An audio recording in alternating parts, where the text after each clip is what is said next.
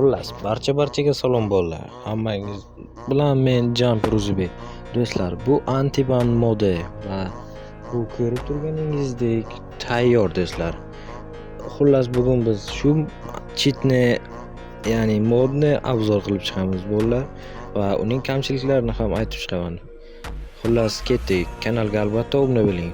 Bizning Antiban hozircha yangi va uni takomillashtirish kerak bolalar. Xullas, uning birinchi bo'lib o'tgan xatosi kecha yuz berdi. Endi tayyorlab chiqqanimda boshqa telefondagi Minecraftdan uni sinayotgan vaqtimda u meni Minecraftdan o'tib bordi va buni sababini aniqlashga tushganimda esa Minecraftdagi ana u xalaqit cheat meni o'tgan videomdagi hak xalaqit bergan ekan. Keyin uni olib tashladim va yana bitta xato yuzaga keldi do'stlar.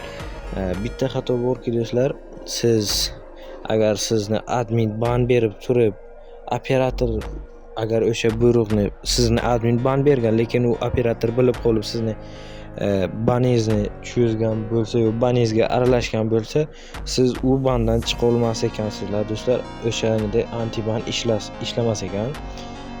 Menimcha bu ko'p bo'lgan do'stlar.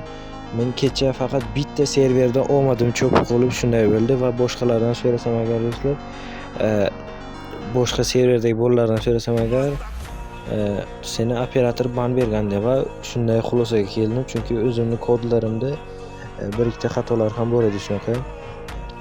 Xullas, buni qanday ishlash mumkin? Oddiy flatni world ochasizlar do'stlar, tekis. Hamma yog'i tep-tekis olam ochasizlar do'stlar. Va bu olamda ekranda knopka paydo bo'ladi. O'sha knopkani bosib antibanni yo'qasizlar. Hamda ekran yuzida sizlarga nima ishlanyapti, nima server ma'lumotlari izlanyapti deydi. 5 soniya kutasizlar va u sizga natijani aytadi. Agar natija yomon bo'lsa menga xabar bering do'stlar, men buni tuzatishga harakat qilaman yoki u men aytgandek operatordan bo'lishi mumkin. Lekin aynan shu vaqtda siz Wi-Fi aloqasiga hamda Bluetooth yo'q qilgan bo'lish kerak. Keyin do'stlar, buni qanday qilib modga aylantirish? Ana shunday men yozgan barcha kodlarni kopirovat qilib olamizda. Kopirovat bir daqiqa. Ana copy deb yozilgan. O'zbekcha bo'lsak nusxalash deb yozgan bo'ladi. O'shani kopirovat qilib olamizda do'stlar.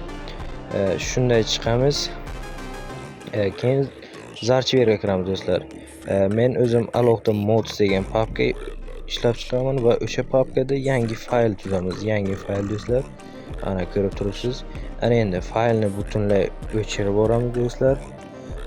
Ismiga antiban deb yozamiz yoki o'zingiz xohlagan narsani bo'ldi. Keyin esa JS faylga o'tkazib olamiz bolalar. Bu bizning o'sha modimizning asos bo'ladi. O'zimizdan biroz qo'shimcha. Ana fayl tuzildi va ichiga kiramiz. Tushundim. Bitta bosasizlar do'stlar. Ichiga kiramiz, zarchiver tekst bilan kiramiz do'stlar.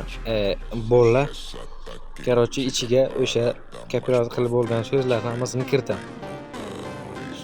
Shunday bosasizlar va bo'ldi, все. Hammasi joylandi. Endi saqlan qilib shunday chiqadi. Fayl saqlanadi.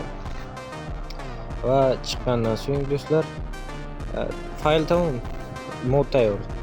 Do'stlar, men buni albatta o'zimning Telegram kanalim va YouTube kanalimga joylab qo'yaman. Kanalga obuna bo'ling va xayr bolalar.